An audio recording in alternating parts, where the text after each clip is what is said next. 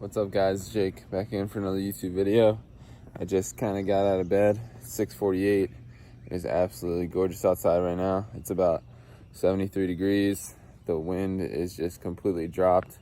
The water's completely glass out here today. I don't know if you can see it back there, but anyway, we're gonna hit a little brick workout this morning. So I'm gonna ride my bike around 10 miles depending on how I feel. Also, this is my bike, so I'll put a little picture up. I haven't really talked about any of my equipment, but I figured today that would be a good day to kind of go over some of the stuff I use, some of the stuff that's kind of essential, some of the stuff that's not really essential, but that really helps me recover. And also we're gonna be going over a specific drink that I really find improves my recovery, and we'll get to all that after I get this brick workout in. So we're gonna hit a 10-mile bike, like I said, and then around a 2 or 3 mile run. So calves are feeling pretty sore, so hopefully we'll be able to push through, but none of this is really that hard. It's all kind of just zone 2 training, just getting the volume up, so then we are used to longer distances for the triathlon. But before we hit this bike ride, don't forget to like and subscribe and turn the bell notifications on so you can see when I upload new videos. And stay tuned. Let's go. So I'm about 3 miles in or so. I just stopped at the shop because I'm gonna put my seat up about 2 inches. Having a little bit of knee pain, not terrible, but we're gonna put that seat up a little bit, see if that fixes it. So this is just a perfect example of why you should get your bike set up professionally, but I just haven't yet. Also, I don't have the shoes, just wearing plain tennis shoes, but sometimes you gotta do what you gotta do to get your training in. And that's what we're doing right now, so. Put her up to about there. All right. Now that that is where it needs to be, we'll get back to riding. All right guys, about 5 miles in. Forgot to pause the Strava, but I wish you guys could see some of these views. Man, it's just beautiful. So thankful to be able to be out here doing this. And yeah, just healthy life. So let's get back to this ride. We got another 5 miles to go. And yeah, let's get it. Just got done the 10-mile bike ride. About to get this run in. I ended up stopping at the shop and I'm gonna be running home. So it's about 6:30 right now. I gotta be back at work at 8:30. So we might not go the full 3 miles. We might just do 2 miles. We'll see. See how fast I go, see where my heart rate lands. And yeah, let's get after it. All right guys, sorry if the footage is a little shaky. Breathing a little heavy. We're at 1.7 miles in. Heart rate's 139 right now. Probably need to back off a little bit. And that's what I'm gonna do for this last mile, just to help with recovery. But besides that, I'm feeling strong. Pace right now, average 8:22 per mile. Not too bad. All right guys, just got back. Little 10-mile bike, little 3-mile run. I'll put both the workouts up here on the screen.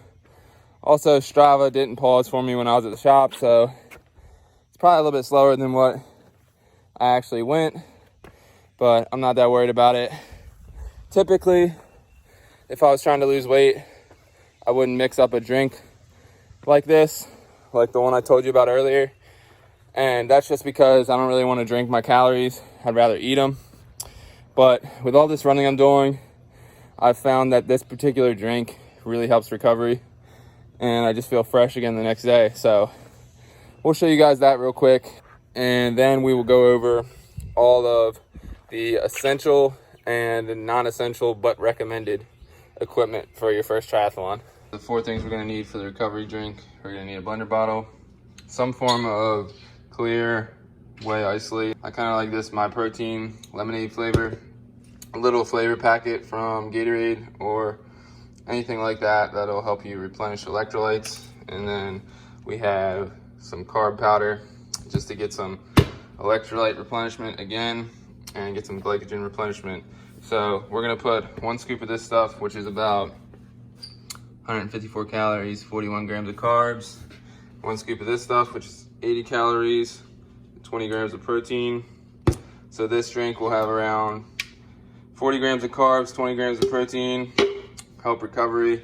Also, I like to mix it with some ice. The biggest thing is it tastes amazing. It doesn't taste like your standard old milky proteins. So yeah, this is gonna be nice. I'll show you guys what it looks like when I mix it up. All right guys, it's kind of hard to see through this, but it basically just like looks kind of like a blue Gatorade. But we're gonna drink this slowly. It's not super important to get it in you really fast, but I'm gonna drink this throughout the morning. I got my ice in there, so it'll stay cold for a little while. And yeah, this should really help me recover. But here in a little while, we will talk about some of the things we need for a triathlon. Here we have a couple things that we're gonna be needing for a triathlon. Some of them we need, some of them we don't. First, we're gonna talk about this little massage gun here. So this is just a cheap Amazon massage gun that I have here. A couple of different attachments I have. I like this for recovery. Also like this and foam rollers and lacrosse balls, they're all kind of in the same family. They can just loosen up your muscles, keep you healthy, help recovery, like I said. Also here, we have 2 different sets of shoes. It's kind of optional to have 2 different sets, but I kind of like having 2 different sets. By the way, these are the Hoka Bondi 6s. These have an incredible amount of cushion, and this is what I do all of my volume runs in. Now the reason why we have these second shoes here, these are the Hoka Rincons, and these basically have a little less cushion. They're more of a fast shoe, kind of more built towards racing and speed, and that is what I do a lot of my workouts in. I also have a pair of Vaporflies, which are made by Nike, and that's what I would do like really fast workouts in. But for the most part, these are the only 2 shoes that I kind of need. I wouldn't even say you need both of them. You could do faster runs in these, but they're just a little thicker, a little more clunky. So it's probably a good idea to get 2 sets of shoes. Over here, we have a Speedo, which that's also optional. I think I got it on Amazon for like 20 bucks. You could always just swim in your regular old board shorts, whatever you want to do. But I got a Speedo just to kind of simulate more of what it's going to be like during a triathlon. Also, we have a pair of goggles here. I got these off Amazon. They're pretty nice. I kind of wish I would have got clear ones. The blue is just kind of hard to see out of, but they definitely don't let much water in. Sometimes you get goggles that just don't stay on your head. They'll leak water in and it's just not comfortable, so they're pretty nice. Here we have Beats. These are kind of optional. This is a set of Power Beats Pro. I like to use these on all of my bikes and my runs, but soon I'm definitely gonna have to stop using them as much and incorporate some runs with no music, just because that's gonna be a simulation of the actual triathlon. But then we have this visor. I personally like this because it almost acts as a headband and a visor. Keep the sun off your face a little bit and catch a little bit of the sweat. So that's the one I use for all my workouts. Super nice. But a couple things that we don't have here. Of course, we have a bike that I showed you guys earlier. And I do have biking shoes. I'll put a picture up on the screen of which biking shoes I went with. They are at the shop, but I forgot to bring them home, so that'll just have to do. But anyway, we're waiting on cleats. So I have not yet rode my bike with the bicycle shoes. And they're actually triathlon specific shoes. So if any of you guys are wondering like what's the difference between triathlon specific shoes and regular race bike shoes or regular road bike shoes, there's really not too much difference. The biggest thing is like transition timing for triathlon. The main focus is getting the transition time as short as possible. So the triathlon shoes just seem to be a lot easier to get into. They have less like Velcro straps that you have to strap. So there's most of the time with the triathlon shoes, it's just one big strap. And also there's like a little bit more ventilation because most of the time you're getting right out of the water and your feet are wet. Of course, you want more ventilation, keep cool and all that stuff. So that's basically the only difference between triathlon shoes and regular road bike shoes.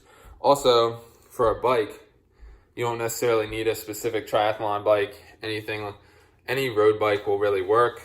And I guess you could honestly just do it on a regular, any bike, to be honest with you. A road bike is of course going to be the fastest option, but the triathlon bikes are more specifically focused on aerodynamics And this is just because in most triathlons, you have to maintain like 15 feet from the rider in front of you. And this is just so you can't like use their wind block, like use it as like a draft. And actually is more than what you think. It's surprising. It's like 30%. They say you can conserve 30% of your energy just by being behind somebody. And actually I believe it, because my brother just got a bike and we were riding the other morning and he was keeping up with me, and I was like, dude, there's no way you should be keeping up with me right now. And he's like, his heart rate was like lower than mine. I was like, there is no way. Like, this draft is definitely helping him. Then he rode like 2 or 3 days later and was like a mile or 2 per hour slower. But yeah, that's pretty much the main stuff that I kind of need, and some of the stuff I don't need, but I choose to use. Also, a lot of like recovery stuff, like supplementations, like the drink we showed. That makes me feel healthy, keeps me working hard, feeling good with energy levels and all that good stuff. Also, I take a multivitamin. Nutrition is just super important. So if you guys haven't seen like one of my videos on a full day of eating, then we'll throw one up here so you guys can check that out. I'm not sure if I've done a full day of eating since I've been on this kind of triathlon kick. So if that's something you guys want to see, drop a comment. Make sure you hit that subscribe button. So yeah, we'll see you guys in the next one.